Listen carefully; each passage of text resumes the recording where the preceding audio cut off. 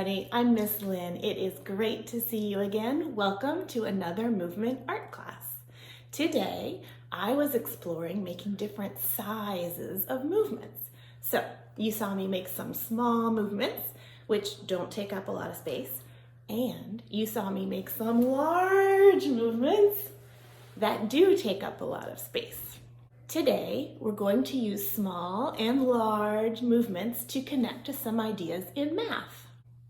The small and large values of the 4 coins we use most often in the United States of America.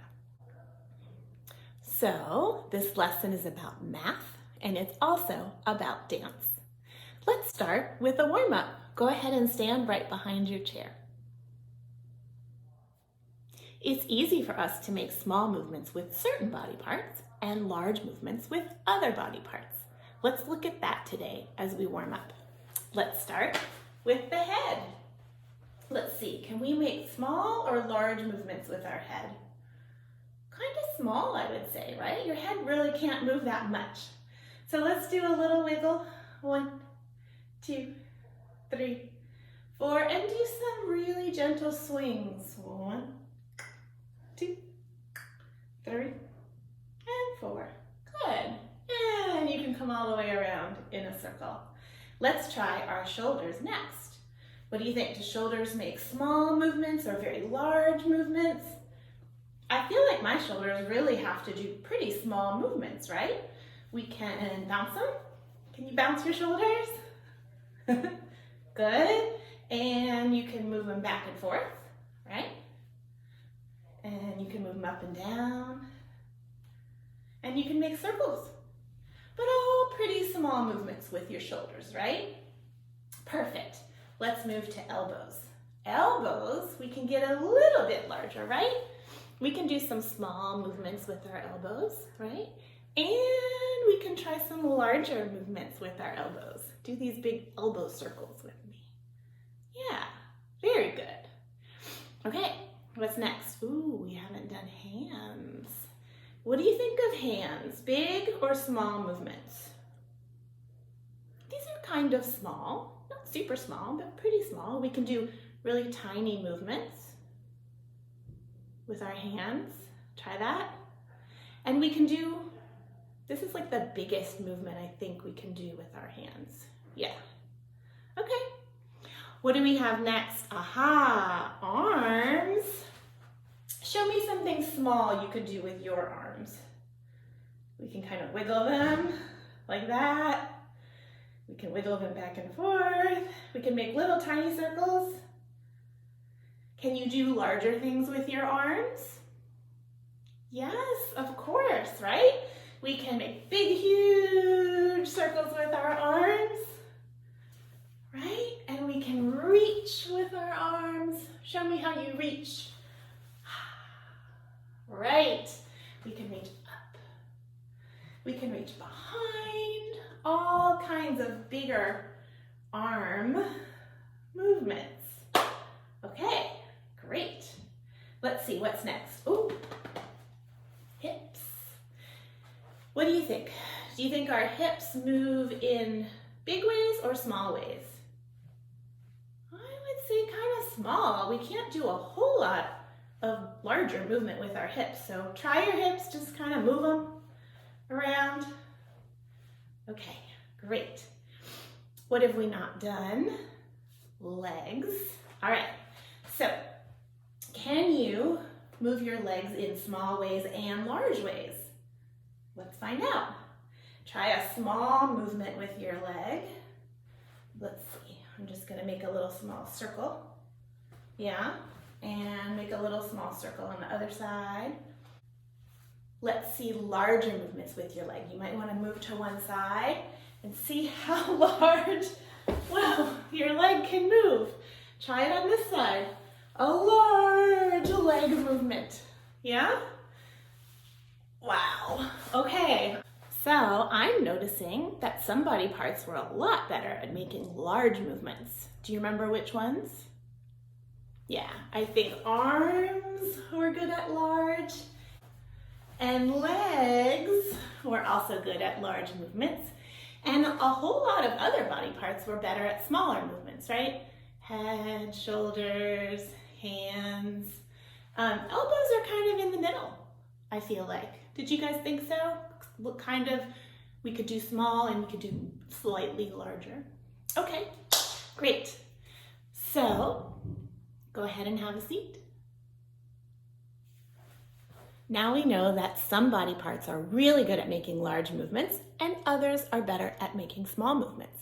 If we wanted to, we could probably make a dance where we go from smallest movement to largest movement, thinking about body parts, right? Let's try a little mini one. So we could use our head for smallest movement, and then slightly larger might be fingers. What would be slightly larger than that? We could do elbows. That would be slightly larger. And what would be even larger than that? Arms, right? Okay. Did you know that when we buy things, the coins that we use can be thought of in the very same way? Here in the United States of America, we use 4 main coins. Each of the 4 coins has a different value. One is worth very little. We could show the movement like this. I'm just moving very little, right? One is worth a little bit more. So this could be a little bit more value in a coin, right? It's worth a little bit more money. One is worth a little bit more. See how I'm using my elbows to take up more space to show that that coin has more value. And then the last coin is the biggest of all, right? The biggest of the 4 coins. So we could make a really big movement for that one. Okay, here's a photo of the 4 coins so you can see them. And the photo is arranged so that the coins are shown from least value all the way to most value. Take a look. You're seeing the coins in order of their value. That means the coin on the top is the coin of least value, which means it's worth the lowest amount of money of the 4 coins. The coin at the top is called the penny, and it's only worth 1 cent. As you move down the photo, the coin's values get larger and larger. So where do you think the coin is that has the most value or is worth the greatest amount of money?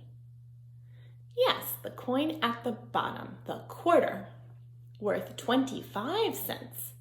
It also happens to be the biggest coin. Let's study the coins one by one. We'll find out a little bit about each coin and we can make movement to match that coin as we go. Here is our first coin, the penny. It's the only copper-colored coin, which makes it easy to spot. The copper penny is worth 1 cent, so it's our smallest value. That's why it was at the top of the photo. On the front of the penny is the face of Abraham Lincoln. And on the back of the penny is the Lincoln Memorial. That's a building that's built to remember Abraham Lincoln. Sometimes a penny has a shield on the back instead.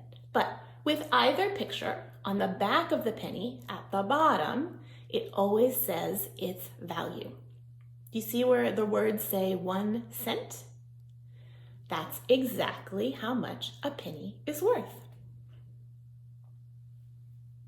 How could we make movement that shows the value of the penny? If we say that the size of a movement is going to match the value of its coin, that gives us lots of ideas, right? We already looked at some. What size movement would we have to make to show the value of a penny? Would it be very small or very large? We'd have to make a very small movement, right? The penny is only worth 1 cent. So it's our smallest amount of value. So we'd have to make our smallest movement. Do you remember that there are certain body parts that are really good at small movement? We could use one of those, right? Which ones do you remember? Show me a body part that's good at small movements. Yes, exactly. Let's see. Small movements can be made with 1 finger. Do this with me. Small movements can be made with a nose. We didn't do that one yet, did we? Small movements can be made with a shoulder, right? Okay, and small movements can be made with the hips too. We could use a hip. Okay, so choose a movement for the penny that you want to do. This will be your smallest movement, and which equals 1 cent. Decide if you're going to use your head, your finger, your nose, your shoulder, your hip, whatever it is, okay? And show your tiny movement for the penny. Go. Very good. Okay, let's hold that tiny movement in our minds and bodies for a moment. That's our penny movement. And let's go back to the coins. We'll add on with a new coin to learn about. Here is our coin chart again. We see the copper penny with its 1 cent of value at the top. Moving down, the next coin is the nickel. It's worth 5 cents. Here is a close-up of the nickel. On the front is Thomas Jefferson. On the back is Thomas Jefferson's house that he designed, which is called Monticello. And on the bottom of the back of any nickel, it says 5 cents. Aha! So we see the nickel is worth what? More or less than a penny? More, right? Penny is 1 cent, nickel is 5 cents. So that's more. Okay, so if we make movement for the nickel, it has to be what? A little bigger or a little smaller than the penny? A little bigger. Good. What body part would you like to use to be your nickel body part? You can choose, right? You might do elbows, you might do knees, you might do bigger shoulders. It's your choice, okay? So at this point, what I want you to do is do your penny movement, whatever it was, and then your nickel movement, okay? So your penny might be this, and your nickel this. Or your penny might be this, and your nickel this, right? So just on your own, show me a movement for penny, go. Pick another body part, make a little larger. A movement for nickel, go. Good. And one more time, penny, nickel. Okay, very good. Let's learn one more coin. It's time to learn about the dime. Here's the chart one more time. We see the copper penny with its 1 cent of value at the top. Moving down, the next coin is the nickel worth 5 cents. And the next coin down is the dime. It's worth 10 cents. What do you notice about the size of the dime? Is it smaller than the nickel or larger? It is smaller than the nickel and smaller than the penny. That's weird, right? The dime is worth more money than the penny or the nickel, but it is smaller in size. Here's a close-up of the dime. On the front is Franklin Roosevelt.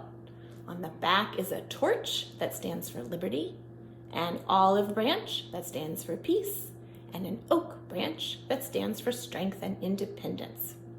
And on the bottom of the back of the dime, it says 1 dime. It doesn't tell us its value on the back of the coin. It doesn't say 10 cents. So we just have to remember that 1 dime is worth 10 cents. I feel like the dime is the trickiest coin. It's worth more than a penny or a nickel, but it's smaller in size than a penny or a nickel.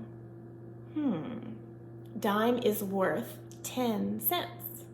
Penny is 1 and a nickel is 5. So, how could we show movement for this dime?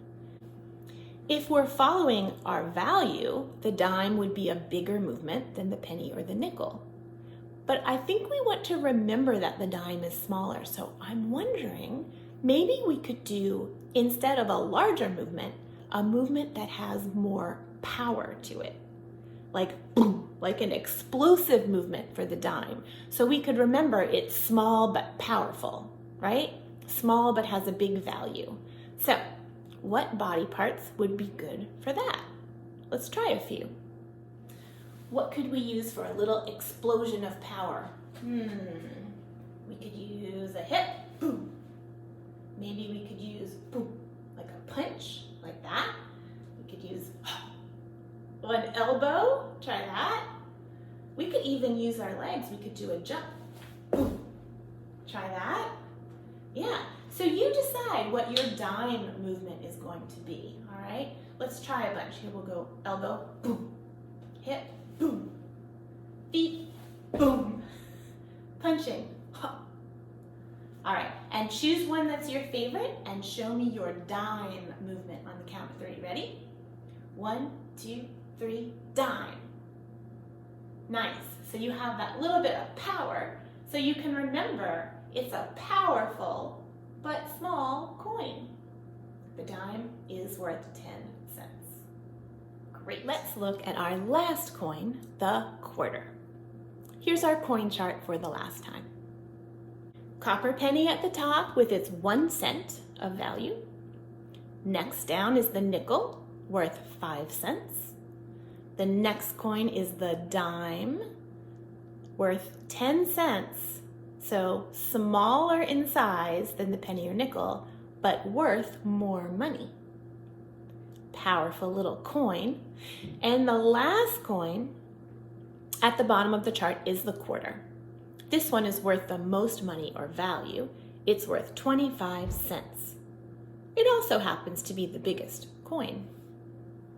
Here's a close-up of the quarter. On the front is always George Washington. The back of the quarter can be a lot of different pictures. Sometimes it's an eagle. Sometimes it's a picture of a state or an event. But always on the bottom of the back of the quarter, it says $quarter, because 25 cents is 1/4 of 100 cents. That equals $1. Aha! So we see that the quarter is worth the most value of any of these 4 coins. It's worth more than the penny, more than the nickel, more than the dime. And it's also the largest coin in size. So it has the largest value that we're going to learn about today and the largest size. So that should be easy. We need to find a movement that shows the largest movement that we'll do today. Which body parts were great at large movement? Arms and legs. Show me one movement that's a large movement you like to do with your arms. Ready? 1, 2, 3, go. Great. Show me another large movement with your arms. 1, 2, 3, go. Awesome. And now let's try some with our legs. You might try a leap, or a big jump, or just a stretch. All right? Show me your large leg movement. Go. Nice. And show me one more large leg movement. Okay, perfect. So now you're going to choose one of these, either a leg or an arm movement, to be your quarter movement. Okay, so it might be this, it might be this, it might be that. All right? Decide what your quarter movement is going to be and show me on the count of 3. This is your largest movement of the day. Make sure it's safe. 1, 2, 3, go. Quarter movement. Perfect. All right. So now we know all about the 4 coins in terms of their value, and we've shown their values through movement. So it's time to put it all together. What we're going to do is review our dance so far, and we're going to put some counts to it. Okay? We'll start with our smallest movement for the penny, whatever it was for you. We'll add a slightly larger movement for the nickel, larger movement for the dime, and then we'll add our largest movement for the quarter. And just for fun, let's pick new body parts for this first time we go through. Okay? And remember, you don't have to use my body parts that you see me doing. You can choose your own body parts as long as you are starting tiny for the penny, getting a little bigger for the nickel, powerful small movement for the dime and your largest for the quarter. All right, let's try some. Each coin will be 8 counts. Let's start with a penny movement. I'm gonna use my head. You can use a shoulder or a hand, whatever you want. Ready? Here we go. Penny, 2, 3, 4, 5, 6, 7, 8. Pick something bigger for your nickel. Nickel, 2, 3, 4, 5, 6, 7, 8. Okay, pick something small and powerful, a different body part for your dime. Ready? 1, 2, 3, 4, 5, 6, 7, 8. That was my dime. And pick something, the largest movement you're gonna do, a different body part for your quarter. Ready? Here we go. 1, 2, 3, 4, 5, 6, 7, 8. Okay. Good. Let's try another one. This time, use all different body parts, so you're making a whole different dance. So choose a different body part for every coin. Ready? Decide what you're going to use for penny. This will be your smallest movement. Here we go. I'm going to do this for my penny. What are you going to do? Maybe this. I don't know. Penny. 1, 2, 3, 4, 5, 6, 7, 8. Go to something bigger with the nickel. 1, 2, 3, 4, 5, 6, 7, 8. Pick something different for the dime. Remember, it has to be powerful, small and powerful. Ready for the dime? Here we go. 1, 2, 3, 4, 5, 6, 7, 8. Good. And let's do something, the largest one we're going to do for the quarter. I'm going to use my legs this time. Ready? So we have 1, 2, 3, 4, 5, 6, 7, 8. Okay, good job, you guys. Everybody take a bow. Hey, I just got a really fun idea. What if we make up a whole bunch of different coin value dances? We can use something called a chance dance so that the coins are not always in the same order, which will make it a challenge for us. Ha-ha. Okay, I'll explain. In the 1960s in New York City, there was a famous dancer and choreographer named Merce Cunningham. He was what we call now a modern dancer, and he was always experimenting with new ways of making movement and making dances. One of his ideas was to choreograph or teach his dancers certain moves, but not to put them in any set order. They just knew the numbers of the movements. For instance, like this was movement number 1, this was movement number 2, whatever it was. On the night of a performance, Merce Cunningham thought it would be exciting for the dancers and the audience if the movements were put in a new order. So instead of him deciding the order, he just put the numbers of the movements into a hat and picked one by one. And that would be the order the movements would be done that night on stage. So if there were 8 movements, he might put them all in the bag, and what might get picked out is movement 5, and then movement 8, and then movement 2, and then movement 4. So the dancers would have to do those movements in that order on the stage. So the dancers had to be really, really smart, right? Not only did they have to know every single movement really well and know what number it was, they had to be able to put them in any order at any moment and do it on stage. It worked. Audiences loved it. Dancers thought it was a pretty fun thing to do. And every single night, the show looked different. Every night was a new surprise. So maybe we could put 4 coins in a hat, or I have a bag, that would work. And we could draw out the coins in some random order, like Merce Cunningham used to do. And we can show the dance in whatever order we draw them out, and maybe at the end we can add the coin values together, out of order. Okay, so in this bag I have a penny, a nickel, a dime, and a quarter. I'm gonna pick the first one and that'll be our first movement. Ready? Aha! I got a quarter. Okay, so that means our largest movement will be first. Let's see what I get next. Ooh, nickel. Okay, so next is nickel. That's a little bit larger than the penny. Ooh, next is a dime. Small but powerful. And our last one, we know what's left, the copper penny. Okay, so our last movement will be our smallest one. You guys got that? So quarter, largest, then nickel, a little bit bigger than a penny, then our powerful one, dime, and then our tiniest movement for the penny. Okay, let's try it. Okay, decide what you're gonna do.